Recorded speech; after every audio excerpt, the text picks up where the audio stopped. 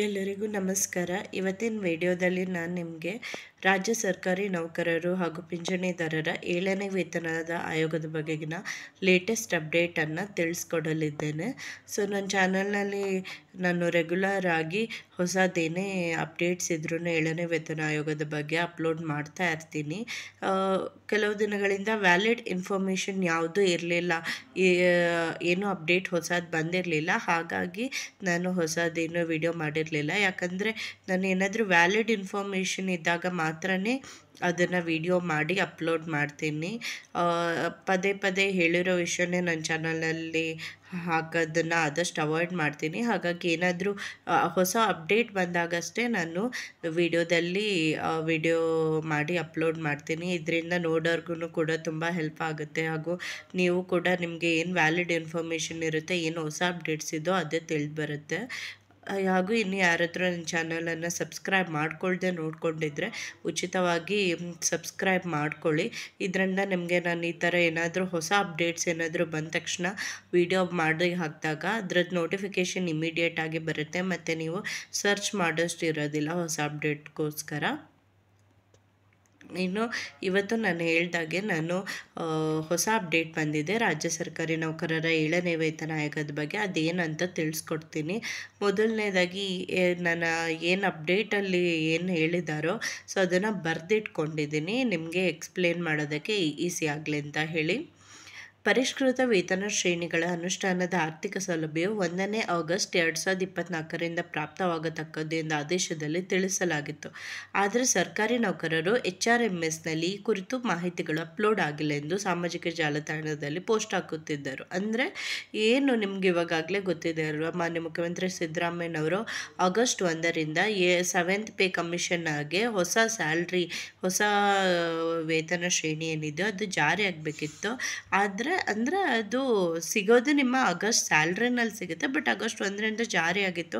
ಅದನ್ನು ಏನು ನಿಮ್ಮ HRMS ಟೂಲ್ ಇರುತ್ತಲ್ವ, HRMS ಅಂದರೆ ನಿಮಗೆ ಪ್ರತಿಯೊಬ್ಬರಿಗೂ ಲಾಗಿನ್ ಆಗಿ ಹ್ಯೂಮನ್ ರಿಸೋರ್ಸಸ್ ಮ್ಯಾನೇಜ್ಮೆಂಟ್ ಸಿಸ್ಟಮ್ ಅಂತ ಇರುತ್ತೆ. ಯಾರ್ಯಾರು ರಾಜ್ಯ ಸರ್ಕಾರಿ ನೌಕರಿಯಲ್ಲಿ ಇರ್ತಿರೋ ಅಥವಾ ಪೆನ್ಷನರ್ಸ್ ಇರ್ತಿರೋ ಅವ್ರಿಗೆ ಗೊತ್ತಿರುತ್ತೆ. ನಿಮಗೊಂದು ID ಮತ್ತು ಪಾಸ್ವರ್ಡ್ ಇರುತ್ತೆ. ಅದನ್ನು ಯೂಸ್ ಮಾಡ್ಕೊಂಡು ನೀವು ಲಾಗಿನ್ ಆದರೆ ನಿಮಗೆ ಎಷ್ಟು ಸ್ಯಾಲ್ರಿ ಅಲೋಕೇಟ್ ಆಗಿದೆ, ಎಷ್ಟು ಜಾಸ್ತಿ ಆಗುತ್ತೆ, ಮೊದಲು ಎಷ್ಟು ಸಿಗ್ತಿತ್ತು, ಈಗ ಎಷ್ಟು ಸಿಗ್ತಿದೆ, ಮತ್ತು ಎಲ್ಲ ಬ್ರೇಕಪ್ಪು ಇರುತ್ತೆ. ಅಂದರೆ ಬ್ರೇಕಪ್ ಅಂದರೆ ಇವಾಗ ನಿಮ್ಮ ಬೇಸಿಕ್ ಪೇ ಎಷ್ಟು, ಅದರ ಮೇಲೆ ತುಟ್ಟಿ ಭತ್ಯೆ ಎಷ್ಟು, ಅದರ ಮೇಲೆ ಮನೆ ಬಾಡಿಗೆ ಭತ್ಯೆ ಎಷ್ಟು, ಈ ಥರ ಎಲ್ಲದೂ ಆಗಿ ಫೈನಲ್ ಎಷ್ಟು ಸ್ಯಾಲ್ರಿ ಸಿಗುತ್ತೆ, ಎಷ್ಟು ಅನ್ನೋ ಎಲ್ಲ ಇನ್ಫಾರ್ಮೇಷನ್ನು ಇರುತ್ತೆ.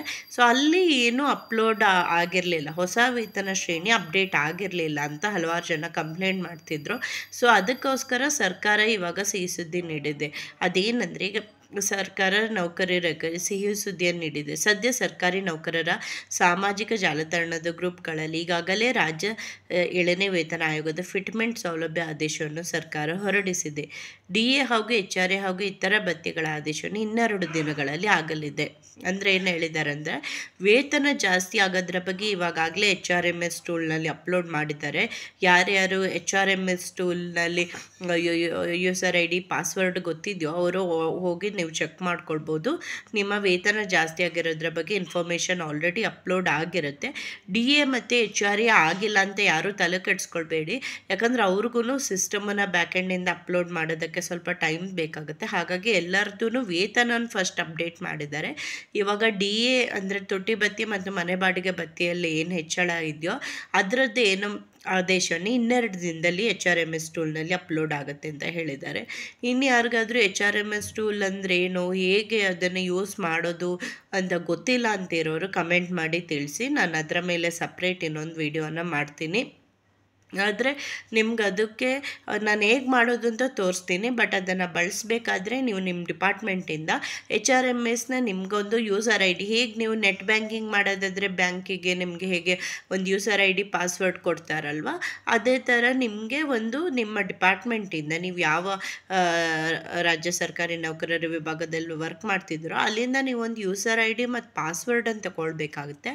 ಅದನ್ನು ತಗೊಂಡು ಲಾಗಿನ್ ಆಗಬೇಕಾಗುತ್ತೆ. ಲಾಗಿನ್ ಆಗೋದು ಹೇಗೆ, ಯಾವ ವೆಬ್ಸೈಟಲ್ಲಿ ಏನು ಚೆಕ್ ಮಾಡ್ಕೊಳ್ಳೋದೆಲ್ಲ ನಾನು ಇನ್ಫಾರ್ಮೇಷನನ್ನು ತಿಳಿಸ್ಕೊಡ್ತೀನಿ. ಯಾರಿಗಾದ್ರೂ ಗೊತ್ತಿಲ್ಲ ಅಂದರೆ ಕಮೆಂಟ್ ಮಾಡಿ ತಿಳಿಸಿ. ಸೊ ಅದಕ್ಕೆ ನಾನು ಹೇಳ್ದಾಗೆ ನಿಮ್ಮ ಡಿಪಾರ್ಟ್ಮೆಂಟಿಂದ ಯೂಸರ್ ಐ ಡಿ ಪಾಸ್ವರ್ಡ್ ನಿಮಗೆ ಗೊತ್ತಿರಬೇಕಾಗುತ್ತೆ ಅದಕ್ಕೆ ಲಾಗಿನ್ ಆಗಬೇಕಾದ್ರೆ. ಈಗಾಗಲೇ ಫಿಟ್ಮೆಂಟ್ ಮಾಹಿತಿಗಳು HRMSನಲ್ಲಿ ಅಪ್ಲೋಡ್ ಮಾಡುವ ಕಾರ್ಯ ಆಗಿದೆ. ಸೊ ನಾನು ಆಲ್ರೆಡಿ ಹೇಳ್ದೆ ಅಲ್ವ, ಏನು 27.5% ಫಿಟ್ಮೆಂಟ್ ಕೊಟ್ಟಿದ್ದಾರೋ ಅದನ್ನು ಎಲ್ಲದನ್ನು ಆಲ್ರೆಡಿ ಅಪ್ಲೋಡ್ ಮಾಡಿದ್ದಾರೆ, ನೀವು ಚೆಕ್ ಮಾಡ್ಕೊಳ್ಬೋದಾಗಿದೆ.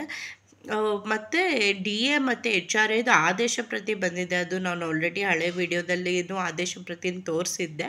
ಸೊ ಅದನ್ನು ವೆಬ್ಸೈಟಲ್ಲಿ ಅಪ್ಲೋಡ್ ಮಾಡೋದನ್ನು ಇನ್ನೊಂದೆರಡು ದಿನ ಆಗುತ್ತೆ. ವೆಬ್ಸೈಟಲ್ಲಿ ನೋಡೋದು ಒಂದು ಅಡ್ವಾಂಟೇಜ್ ಏನಂದರೆ ನಿಮಗೆ ಎಕ್ಸಾಕ್ಟ್ಲಿ ನಿಮಗೆ ಎಷ್ಟು ಬರುತ್ತೆ, ಎಲ್ಲರಿಗೂ ಎಷ್ಟು ಜಾಸ್ತಿ ಆಗಿರುತ್ತಲ್ವ, ನಿಮ್ಮ ಬೇಸಿಕ್ ಪೇಗೆ, ನಿಮ್ಮ ಲೆವೆಲ್ಗೆ, ಅಂದರೆ ನಿಮ್ಮ ಗ್ರೂಪ್ಗೆ ಲೆವೆಲ್ 1, ಲೆವೆಲ್ 2 ಮತ್ತು ಗ್ರೂಪ್ ABCD ಆ ಥರ ಇರುತ್ತಲ್ವ. ಸೊ ಅದಕ್ಕೆ ಎಷ್ಟು ಸ್ಯಾಲ್ರಿ ಬರುತ್ತೆ ಅಂತ ಎಕ್ಸಾಕ್ಟಾಗಿ ನಮಗೆ ಗೊತ್ತಾಗುತ್ತೆ.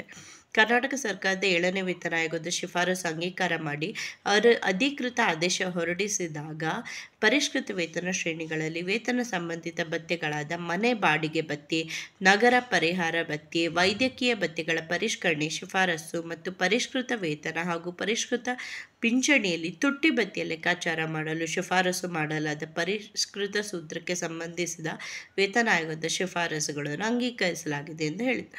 ಅಂದರೆ ಅವ್ರು ಏನು ಹೇಳಿದ್ರು ಅಂದರೆ ಆಗಸ್ಟ್ 1ರಿಂದ ಬರೀ ಸ್ಯಾಲ್ರಿ ಮಾತ್ರ ಜಾಸ್ತಿ ಆಗೋದಲ್ಲ, ಅದರೊಟ್ಟಿಗೆ ಅದಕ್ಕೆ ಸಂಬಂಧಿಸಿದಂತಹ ಇದು DA ಹೈಕು, ಮನೆ ಬಾಡಿಗೆ ಅಂದರೆ HRA, ಆಮೇಲೆ ಸಿಟಿ ಅಲವೆನ್ಸಸ್, ನಗರ ಪರಿಹಾರ ಭತ್ಯೆ ಅದು, ಮತ್ತು ವೈದ್ಯಕೀಯ ಭತ್ಯೆಗಳು, ಏನು ನಿಮಗೆ ಹೆಲ್ತ್ ಬೆನಿಫಿಟ್ಸ್ ಅಂತ ಕೊಡ್ತಾರಲ್ವ ಅಥವಾ ಮೆಡಿಕಲ್ ಅಲವೆನ್ಸ್ ಅಂತ ಕೊಡ್ತಾರೆ, ಅದರಲ್ಲಿ ಜಾಸ್ತಿ ಆಗೋದು ಎಲ್ಲ ಇನ್ಫಾರ್ಮೇಷನ್ಗಳನ್ನು ಜಾರಿಗೆ ತರ್ತಿದ್ದಾರೆ. ಬರೀ ಇದು ಮಾತ್ರ ಅಲ್ಲ, ಸ್ಯಾಲ್ರಿ ಹೈಕ್ ಮಾತ್ರ ಅಲ್ಲ, ಹಾಗೂ ಈ ಎಲ್ಲ ಇನ್ಫಾರ್ಮೇಷನ್ HRMS ಟೂಲ್ನಲ್ಲಿ ಅಪ್ಲೋಡ್ ಆಗಿರುತ್ತೆ. ಇನ್ನು ಹಲವಾರು ಜನ ಪಿಂಚಣಿದಾರರು ಕೂಡ ಕೇಳ್ತಾ ಇದ್ರಿ. ಸೊ ಪಿಂಚಣಿ ಬಗ್ಗೆ ಏನು ಅದು 10% ಎಕ್ಸ್ಟ್ರಾ 70% 80% ಆಗಿರೋದ್ರ ಬಗ್ಗೆ ಎಕ್ಸ್ಟ್ರಾ 10% ಯಾವಾಗ ಮಾಡ್ತಾರೆ, ಏನು ಅದರ ಬಗ್ಗೆ ಆದೇಶ ಪ್ರತಿ ತೋರಿಸಿ ಅಂತ. ಸೊ ಸದ್ಯಕ್ಕೆ ಏನು ಆದೇಶ ಹೊರಡಿಸಿದಾರೋ ಅದರಲ್ಲಿ ಪಿಂಚಣಿದಾರರಿಗೂ ಕೂಡ ಫಿಟ್ಮೆಂಟ್ ಇನ್ಫಾರ್ಮೇಷನ್ ಬಗ್ಗೆ ಮಾತ್ರನೇ ಇದೆ.